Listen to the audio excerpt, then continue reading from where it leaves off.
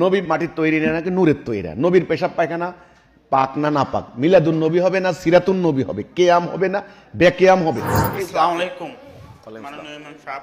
তো আমি এক ভদ্র লোককে দাওয়াত দিছি, কিন্তু উনি বলতেছে যে আমার একটা প্রশ্ন আছে, যদি এটার উত্তর দিতে পারেন আমি আপনার সবকিছু মানছি।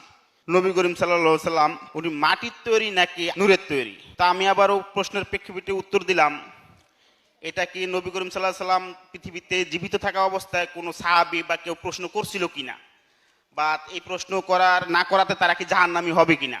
তখন উনি বলছে এটা আপনি বুঝবেন না, আপনার ইমাম সাহেবকে প্রশ্ন করবেন। কি উত্তর দেয় এটা আমাকে জানাবেন। এই যে উনি যে কথাটা বললেন, ওই ভদ্রলোক বললেন যে আমি একটি প্রশ্ন করব, যদি প্রশ্নের উত্তর দিতে পারো তাহলে তোমাদের দলে আসবো। উনি যখন উত্তর দিলেন উনি বলছেন না এটা তুমি বুঝবে না, তোমার ইমাম সাহেবকে বলবা, যদি প্রশ্ন উত্তর দিতে পারে আমি তোমার দলে আসবো। শর্ত দিছে দেখেন, ওনাকে বলবেন যে আমাদের আন্দোলন প্রচলিত কোনো রাজনৈতিক দলের মতো না, এটা জটিল প্রশ্ন উত্তর দিতে পারলে আপনি আমার দলে যোগ দিবেন বিষয়টা তা না।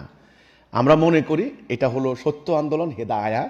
আর হেদায়া সবার কিসমতে থাকে না, সবার কপালে থাকে না। আল্লাহ বলেছেন কে ঈমান আনবে কে ঈমান আনবে না সেটা আমি জানি। আল্লাহ যার কল্যাণ চান সেই লোকটাই ঈমান আনবে। নবী করিম সাল্লাল্লাহু আলাইহি সাল্লামের সামনে এরকম ইয়াহুদিরা খ্রিস্টান পণ্ডিতরা জটিল জটিল প্রশ্ন করত রসুলকে আটকানোর জন্য। জটিল জটিল প্রশ্ন, এই লোকেরা ঈমান আনার কোনো রেকর্ড খুব একটা নাই।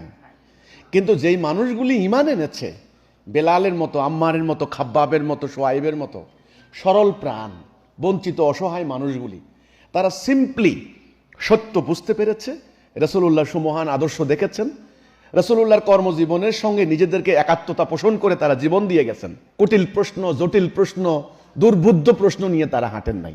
যিনি আপনাকে এটা বলেছেন যে আপনার ইমাম যদি উত্তর দিতে পারে আমি দলে যোগ দিব, আমি মনে করি না উনি দলে যোগ দিতে পারবেন কিনা, আল্লাহ যদি ওনার কিসমতে না রাখে।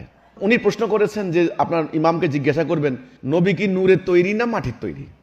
এই উম্মাহ দুর্ভাগ্যজনকভাবে সহজ সরল সিরাতুল মুস্তাকিম থেকে সরে গিয়ে জটিল দুর্বুদ্ধ মাকড়সার জালের মতো একটা দিনের মধ্যে প্রবেশ করেছে। যেসব কারণে এটা হলো সেই ধরনের একটা, যে সমস্ত অনর্থক সাবজেক্ট নিয়ে মারামারি খুনাখুনি করে এক জাতি টুকরা টুকরা হয়ে নিজেরা আজকে লানতের বস্তু হয়েছে, সেটার মধ্যে এটা একটা প্রশ্ন।